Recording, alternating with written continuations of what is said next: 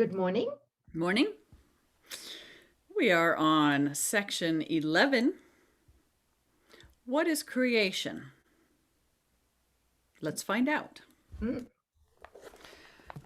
Creation is the sum of all God's thoughts, in number infinite, and everywhere, without all limit. Can I just stop there? Yeah, yeah. That's We a got big about statement. half an hour on that one. Oh, gee. No, I just want to make, when I first read this, I was like, okay, all right. And not having any kind of biblical background, I was like, yep, I didn't put myself in there. I didn't realize that I, the Christ, was one of God's thoughts. Yeah. Yeah. It didn't dawn on me. I mean, it Mhm. just didn't stick.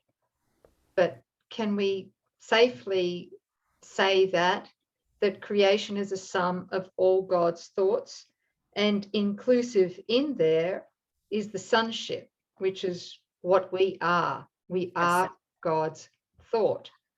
Yeah. Yes. It says down here in the footnote in the COA version, God's thoughts are his sons. Creation, therefore, is the sum total of all of his sons in number infinite. Thank you. Hmm. Good. Good. Yeah, I've and never heard that before. pausing to think a thought is an idea, and the substance of an idea is the mind that thinks it. So, are you ready to stretch that? So, if you are the thought in the mind of God, the substance of what you are, what makes you, creates you, sustains you, preserves you, is the mind of God. Is there anything other than that? No. So we should be ascended in this moment. Well, yeah, I've got an appointment to do that tomorrow at 8 a.m. I won't be here anymore. Wait a minute, you promised to finish the lessons with me, okay? Oh, right. Sorry. Okay. We're gonna have to hurry up. Hope you're not busy today, sis. Okay. But that's amazing. We're spiritual. You think of an idea, and it's a spiritual idea in the mind, and that's what we are in God's mind. So anyway, I won't go too long on that, but there's some food for thought. Mm, Only love creates, and only like itself. that's a big statement. Mhm. There was no time when all that it created was not there. We've always been, without beginning, without end, no birth, no death. Nor will there be a time when anything that it created suffers any change. Oh, sis, that's interesting Hmm. because in the FIP version, it has, nor will there be a time when anything that it created suffers any loss. Nope.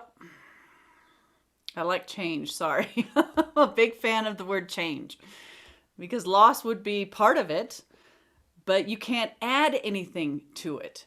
It cannot change. It cannot alter. It has not fallen. It can't be depleted. It's perfect in its whole, in its entirety. We cannot change what God has done in what we are. Mhm. That's So big. what you're saying is the blueprint Hmm. can't change. And we are that blueprint. We haven't changed what we are with our dream. Okay. But later on, he speaks about, and he does speak about this more in depth in the course, Hmm. is that God, we are God's creations, his thoughts. Yes. And because we share the power of God, we also create Yes. in heaven, not Hmm. here in Right. the realm of perception or consciousness. Yes. There's no creation, Right. right? Okay. Um, and and there is, I don't know if I'd call it change, but there is increase, Extension. extension.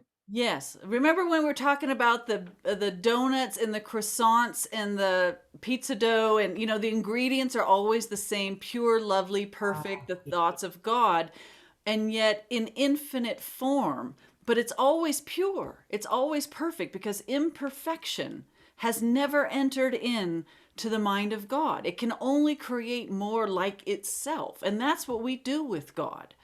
So our mind is as perfect and pure and lovely as God because we express God. We're God's evidence. Yeah.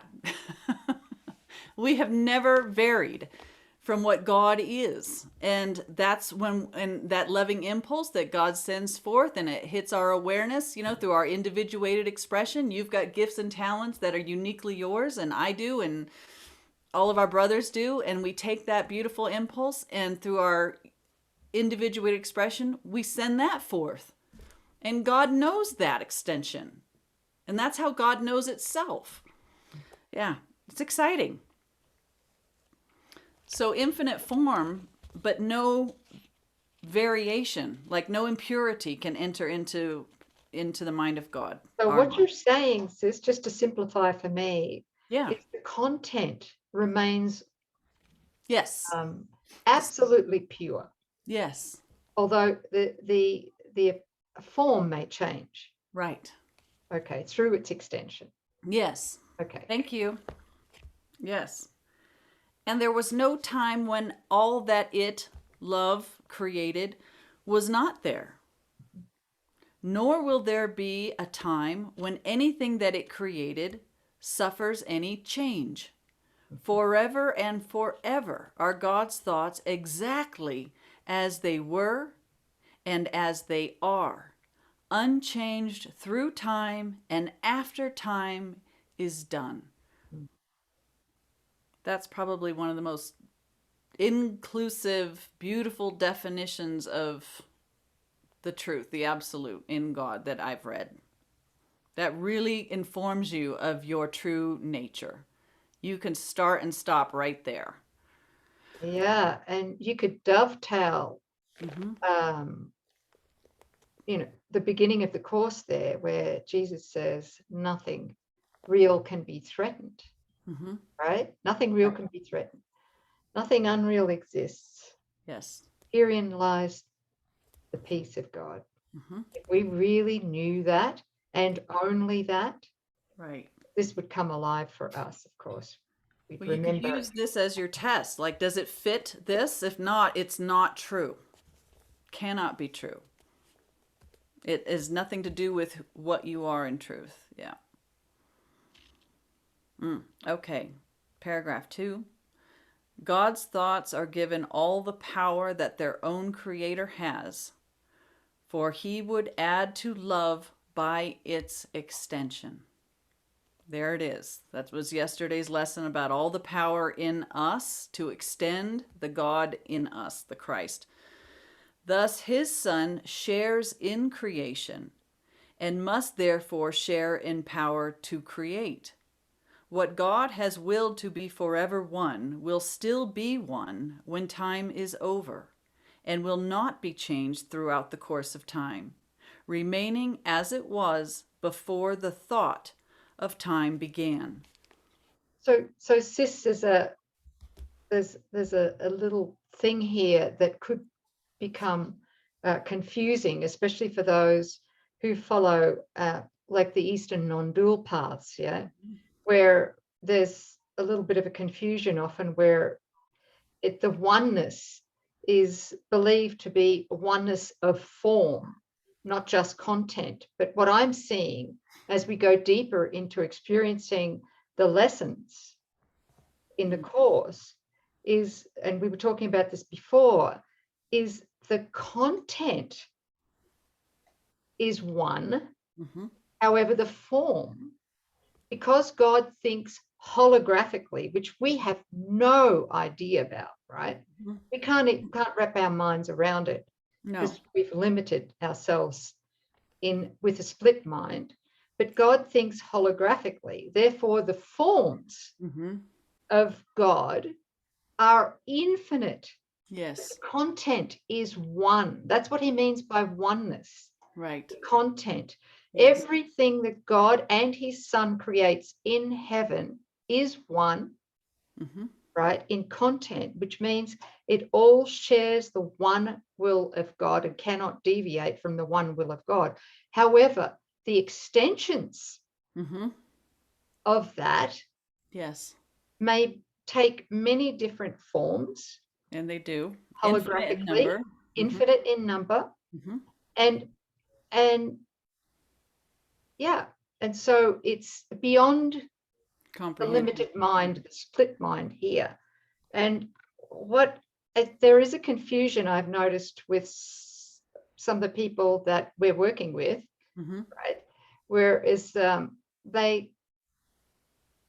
a confusion to believe that, oh, well, if that's true, then that's duality.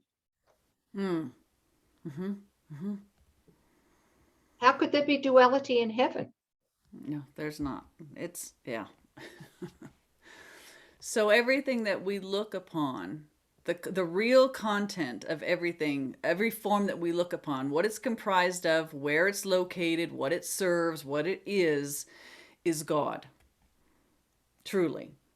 And so that God is in our brother, God is in that tree, God is in this table, God is in this pen, right? I mean, it's all God in expression. Not we've made it material, we have made it dense. This pen can change, right? This body seems to age, so it looks like it's changed. But what I am as an idea in the mind of God is changeless. I'm not mortal, I'm spiritual. I can't what I am cannot age. The idea behind this pen is eternal. It never had a beginning, never had an end. It cannot be changed. It cannot be, but this, yes, I could snap it, throw it away, right? So that's how we start to learn to discern the real from the unreal. What's the thought behind the material object? What's the thought behind what we call a physical body? This is the realm of the real. Ideas in the mind of God. They're here, but for our distorted view, we make everything material. And then we say matter can change, matter can age, matter can get sick, matter can die. That's all the illusion. That's the separation, taking ideas and turning them into something material, matter-based. Yeah. Right. And giving them the opposite laws of God. That's right. Yes. And limitation and vulnerability and guilt and fear, all of that we have overlaid onto real creation, which is what this is all about. What is real creation? So he's pointing to all the ways in which we can tell and judge what is real creation. God wills forever one, will still be one when time is over. So time has no effect at all on the real. The realm of the real is timeless. You have no initial birth date. You don't have an expiration date. You've always existed. You always will. You're as eternal as God is. Life eternal. That's what Jesus came to prove to us. He did prove it. Okay, so here we go, paragraph 3. He says, creation is the opposite of all illusions, for creation is the truth. Creation is the Holy Son of God, for in creation is His will complete in every aspect, making every part container of the whole. And this is what our sister Nouk was just talking about, this holographic nature. We can piecemeal a little bit out, but there's no way through an insane thought system that we can wrap our minds around what that means in its entirety. But knowing that the kingdom of heaven can be experienced in every single brother, but every single brother is within the kingdom of God, the whole. Every part container of the whole. Its oneness is forever guaranteed inviolate, forever held within His holy will beyond all possibility of harm, of separation, imperfection, and of any spot upon its sinlessness. I'm going to read that again. Creation, its oneness, creation's oneness, is forever guaranteed inviolate.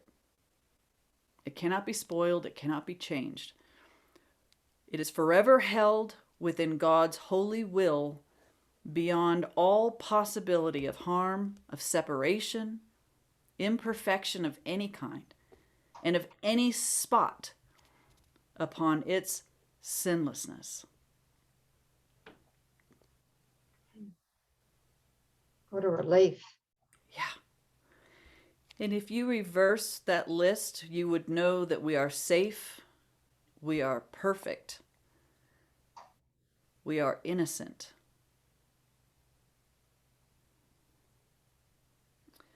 We are creation. We are the sons of God. We seem to be discreet and unaware of our eternal unity with Him, yet back of all our doubts, past all our fears, there still is certainty.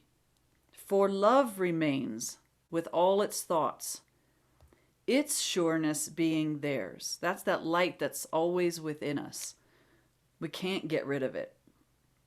We can't fully not know it.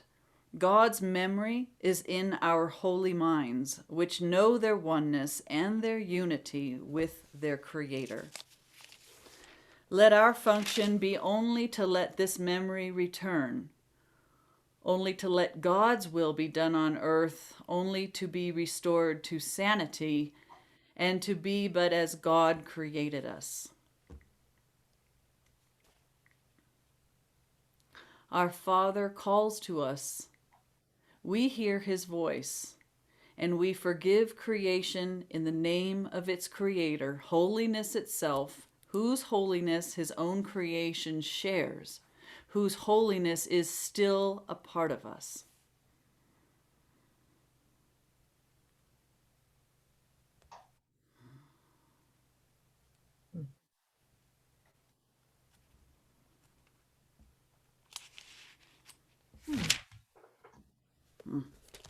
Thank you. Thank you. That would have been very helpful to me 30 years ago. This saved me a decade or two. Yeah. We have a lesson to go with this, Mm. do we? Yes, 321. Okay. Shall we keep going? Sure. Yes, Are you reading it or you are. am I? Okay. Yeah. Lesson 321. Father, my freedom is in you alone. I did not understand what made me free, nor what my freedom is, nor where to look to find it. Father, I have searched in vain until I heard your voice directing me. Now I would guide myself no more, for I have neither made nor understood the way to find my freedom. But I trust in you, you who endowed me with my freedom as your holy Son will not be lost to me. Your voice directs me, and the way to you is opening and clear to me at last. Father, my freedom is in you alone. Father, it is my will that I return.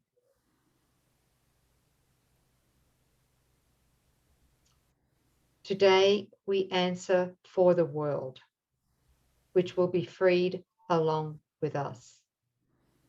How glad are we to find our freedom through the certain way our Father has established. And how sure is all the world's salvation when we learn our freedom can be found in God alone. Amen. Amen. Beautiful, beautiful prayer. Yeah, that's like humility's prayer right there. It's just Yes. this admission that my will and my freedom and everything that I truly long for can only be found to the extent that my will and God's will are recognized as one. Interesting. I'm just checking myself right now Mm-hmm. and asking, why would I want anything else but God's will? Why would you, sis? And why would I, that's it. And why would I be tempted to react to anything that really is not God's will? Mm-hmm. You know, it's interesting. I wanted it. Yes, yes. As a substitute for God and my true identity. I just felt somebody touch me on the nose then. On your It's nose? happening in the room. I think it's Jesus. Oh, Lord. He's playing. That's interesting, though, because, you know, yes, we all wanted to know what that would be like to be special or separate. And we get that. Mythical me, okay, that's what I came up with. And we do come to that recognition that there's nothing here that I want. I've tried everything. I keep screwing up. This is awful. Okay, you know, and this is happening because of my choice. We learn all that. And then you come to this place that I don't want to be that anymore. And I don't want to do what can never be done. Nobody's going to go, yes, seek and don't find is my life's mantra, right? So we come to that place and we go, all right, I get it and I don't want it. Now that second phase is, I don't want to be Coreen, but holy crap, I'm coming into what I don't know. Now it turns into the fear of God, right? Now we're looking at this fear of the unknown. And, you know, that unknown is love. And so this second leg of the deconstruction process is having more faith in love than the fear that you're used to. And God would be unknown to us except for the God that's in our brother that wants the same thing. That's how we undo that second phase of, all right, I don't want the ego, but I'm terrified to come unto an unknown God.